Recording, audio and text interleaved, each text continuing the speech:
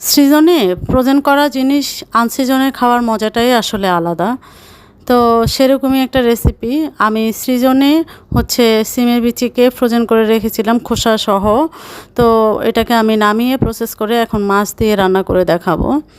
আসসালামু আলাইকুম, সবাই কেমন আছেন? আশা করি সবাই ভালো আছেন। আলহামদুলিল্লাহ আমিও ভালো আছি। তো রেসিপিটা শুরু করি। মাছটা আমি লবণ হলুদ দিয়ে মেখে রেখেছি, সেটাকে আমি ভেজে নেব। যে কোনো মাছ, রুই মাছ বা হচ্ছে তেলাপিয়া বা যে কোনো কাতল মাছ হতে পারে, যে কোনো মাছ। এটা তো নর্মালি আমরা ভেজে যেভাবে রান্না করি সেভাবে ভেজে নেব। তারপরে আমি সিমে বিচি প্রসেসটা আমি খোসাসহ একদম পোক্ত যেগুলো বড় বড় দানা, সেগুলোই আমি ফ্রিজে খোসাসহ রেখে দিয়েছিলাম। সেগুলোকে 1 ঘন্টা নামিয়ে 1 ঘন্টা রেখে দিয়ে তারপরে আমি ভিজিয়ে রেখে খোসা ছাড়িয়ে নিয়েছিলাম। তো ছাড়িয়ে নেওয়ার পরেও কালারটা কিন্তু নষ্ট হয়নি, এরকমই একদম তাজা দেখতে। তো এটা আসলে প্রসেসের উপর ডিপেন্ড করে কিভাবে কে কীভাবে প্রেজেন্ট করছে। তো খুবই সুন্দর। আর এটা পাকা হতে হবে, এটা এমন না যে কচি বিচি রাখলে হবে, কচি বিচি রাখা যাবে না। তো এরকম পোক্ত বিচিগুলো রাখতে হবে। তো আমার মাছটা ভাজা হয়ে গেছে। এরপরে আমি প্রত্যেকটা মাছ তুলে নিয়ে সেই তেলটাকে আমি আবার আরেকটা বড় পাতিলে ট্রান্সফার করে নিয়েছি।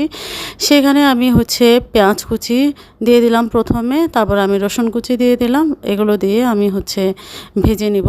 তো আমার রেসিপিগুলো কিন্তু লেখাও আছে, আপনার চাইলে লেখাগুলোও পড়ে নিতে পারেন। তো এভাবে করে আমি ভেজে নিচ্ছি। ভেজে নিয়ে তারপর আমি লবণ হলুদ মরিচ এটাই দিয়ে দেবো। এর চেয়ে বেশি কোনো মশলা আমি দিতে যাব না। তো এর চেয়ে অতিরিক্ত মশলা দিলে হয় কি, সিমের বিচির যে একটা স্বাদ, ওই স্বাদটা নষ্ট হয়ে যায়। আর কোনো মশলা দরকার হয় না। আর মাছটা দিলে সিমের বিচিটা তো এমনিই মজা হয়। তো কারা কারা মাছের সাথে সিমের বিচি পছন্দ করেন একটু জানাবেন কমেন্টস করে। আর আমি এখানে একটা টমেটো কুচিও দিয়ে দিয়েছি 4 টুকরা করে।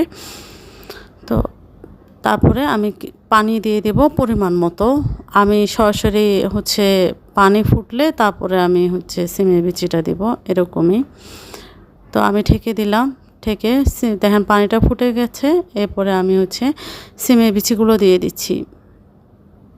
সিমের বিচিগুলো দিয়ে আমি ঢেকে দেব। আর সিমের বিচিটা কিন্তু সেদ্ধ হতে খুব বেশি একটা সময় লাগবে না। এই সিমের বিচিটা যখন প্রায় 60% হয়ে যাবে, তখনই আমি মাছ দিয়ে দেব। মাছটা দিয়ে দেব। দেখেন আমার 60% হয়ে গেছে। এই সময়ে আমি মাছটা দিয়ে দিলাম। আর এই সময় খেয়াল রাখবেন চুলার আঁচটা হাইয়ে রাখতে। হাইয়ে রাখার কারণ একটাই, যে সিমের বিচির যে একটা স্মেল থাকে, সেই স্মেলটা যেন চলে যায়, এজন্য। তো আমার মাছটা কিন্তু প্রায় হয়ে গেছে। এখন আমি কাঁচামরিচ এবং উপর থেকে কিছুটা ধনেপাতা ছিটিয়ে দিয়ে নামিয়ে নেব। নামিয়ে নিলে কিন্তু আমার মোটামুটি রেডি হয়ে যাবে সিমের বিচিটা।